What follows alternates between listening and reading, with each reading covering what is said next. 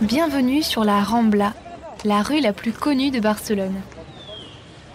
Chaque jour, ce sol est foulé par des centaines de touristes venus des 4 coins du monde admirer cette façade de la ville. Architecture classique et moderniste, platanes, théâtre, marché couvert, une rue reconnaissable entre mille. Et cela ne date pas d'hier. Il y a plus de 500 ans, on se pressait déjà ici pour profiter des divertissements qu'offrait Barcelone. Et parmi eux, les maisons closes. Car loin d'être interdites, elles étaient même gérées par la mairie et acceptées par l'église. Aujourd'hui, l'historien Pau Moncho nous fait découvrir l'étrange Barcelone du Moyen-Âge où les prostituées travaillaient pour la mairie. C'est l'une des 1001 histoires de Barcelone.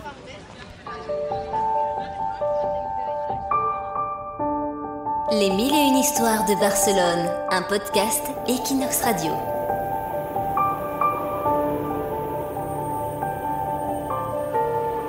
Jeudi 13 mars 1452. Cher journal, je suis en train de relire les registres de l'hôpital ce jour-ci et je me rends compte que nous avons plus de travail ces derniers temps. Francina la Moresque, Catherine la Blonde, Heredia la Bâtarde, Elvira la Galicienne, Angelina la Sicilienne, toutes des filles de joie, brutalement agressées et frappées, et que nous avons admises ici au tout nouvel hôpital de la Santa Creu de Barcelone. Mais il y a une patiente qui a retenu mon attention ce jour-ci.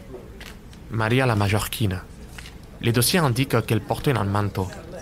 Mais que fait une prostituée avec un manteau?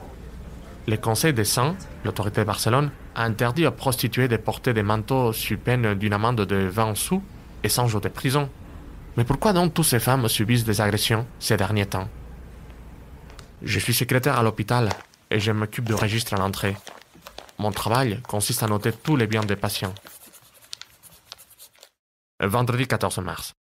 Ça y est, les jours des filles que nous avons admises ne sont plus en danger. Elles n'ont pas plus de 20 ans, mais elles sont fortes.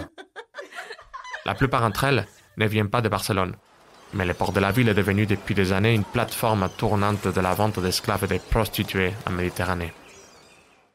Ces dernières années, les conditions de vie des prostituées ont commencé à changer à Barcelone. Les conseils des saints, avec les rois, et l'approbation de sa sainte mère Église ont commencé à réglementer les affaires du marché du sexe. Les relations charnelles sont considérées depuis des siècles comme une moindre mal qui évite des problèmes plus graves à la société. C'est un péché, mais il est toléré. Alors, depuis quelques années, le gouvernement de la ville de Barcelone a créé 2 grandes maisons closes. Le bordel de la Volta de la Torre et le grand bordel de Viladalls, qui accueille des centaines de filles de joie. Les 2 sont rattachés au mur de la Rambla pour des raisons d'hygiène. Mais je le sais bien, car je travaille à l'hôpital. Les vents qui soufflent sur la Rambla emportent les infections et les maladies hors de la ville.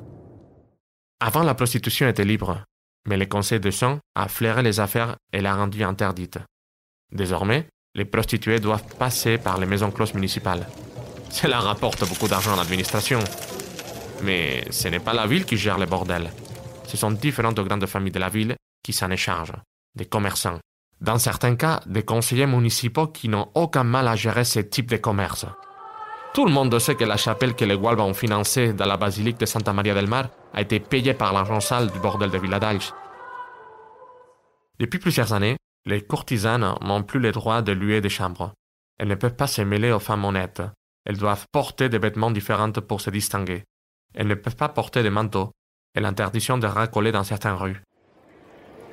Pendant la peste, de nombreuses maisons vides ont été murées par le gouvernement de Barcelone pour que les prostituées ne puissent pas y travailler. Samedi 15 mars 1452. Maria la Majorquine s'est réveillée, après avoir passé plusieurs jours inconsciente. Elle explique que des hommes ont rentré chez elle et l'ont battue. Ils ont forcé la porte de sa maison pour la cambrioler. Elle dit qu'elle habite à côté de la Rambla. Dans les couloirs de l'hôpital, on raconte que ces femmes ont été battues par leurs anciens entremetteurs. Depuis les dernières réformes, elles ont commencé à travailler dans les bordels de Viladalls. Elles ne veulent plus travailler dans la rue, ni être extorquées par un proxénète. Dimanche 16 mars. On raconte que l'un de ces entremetteurs, le plus connu de ces dernières années, est de retour. C'est Pere Bruganell, le boiteux de la Rambla. Il avait été arrêté il y a quelques années et a été ridiculisé en public. On lui avait fait parcourir la rue à dos d'âne. Et les passants l'insultaient et les frappaient avant qu'il parte en exil. Mais on dit qu'il est revenu et qu'il veut se venger des filles qui ne veulent plus travailler pour lui. Ça fait des jours que les autorités le cherchent. Lundi 17 mars. Certains habitants del Carré de las Tapias disent avoir vu Pere Bruganell errer dans la ville. La nouvelle s'est vite répandue dans les chambres de l'hôpital.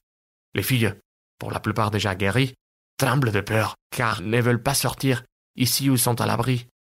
Certains pensent même à arrêter définitivement la prostitution, me disent les infirmières. Mardi 18 mars. Aujourd'hui, cette Gueraula rend visite aux courtisanes qui sont encore à l'hôpital. Elles ont une dizaine. Elle est la mère supérieure du couvent de Santa Marie Magdalene, dite des repentantes. Elle leur propose de passer d'une vie faite de péché et de luxure à une vie de repentance auprès de Jésus-Christ. Après cette visite, j'ai entendu les filles discuter entre elles sur la meilleure chose à faire. Certains évoquent aussi la maison des Égyptiennes, une sorte de centre multisoins pour femmes. J'ai déjà entendu dire qu'on y loge des prostituées, mais aussi des folles, des célibataires, des femmes adultères et des pauvres. Bref, ça ressemble plus à une prison qu'un couvent. Mercredi 19 mars. Aujourd'hui, c'est le mercredi de Pâques. La semaine sainte a commencé, et les prostituées de Barcelone sont enfermées dans les deux couvents qui s'occupent d'elles. Sainte Marie Magdalene et Sainte Marie l'Égyptienne, à côté de l'hôpital. 5 jours de pénitence et des maisons closes fermées dans toute la ville. Après Pâques, les filles de joie les plus chanceuses retourneront dans les bordels, tandis que les plus malheureuses devront travailler dans la rue. Sur les 2 filles qui étaient encore à l'hôpital hier, 7 ont rejoint ce Gueraula, chez les pénitentes, 2 chez les Égyptiennes, et la dernière, Maria la Majorquine, est partie ce matin. Un monsieur est venu la chercher, qui a signé sur le registre sur le nom de Louis Barbet, et nous a dit qu'il était le père de l'infortuné. Il l'a poussée dehors et l'a insultée, alors qu'elle faisait de son mieux pour se couvrir. L'homme, en partant, boitait de son pied droit.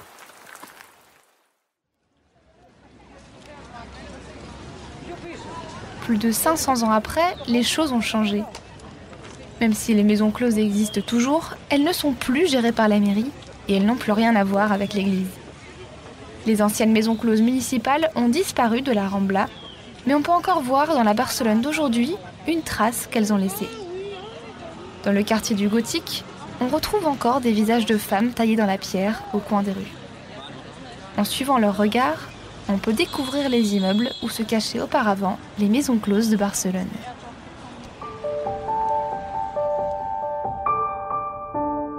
Les 1001 histoires de Barcelone, un podcast Equinox Radio.